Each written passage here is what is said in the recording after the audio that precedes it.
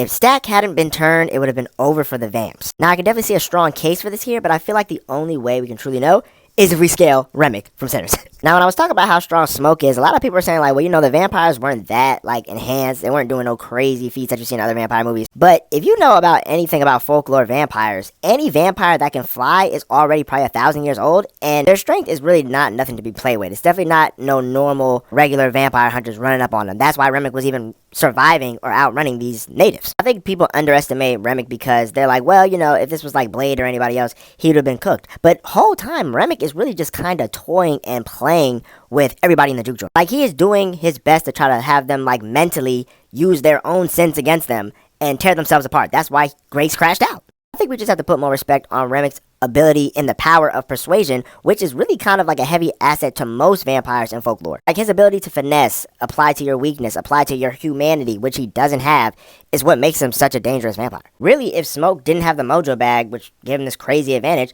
Remmick would have ran through all of them. It would have been clipped. They would have stood no chance. And honestly, even if Stack was with him, it still would have been clipped.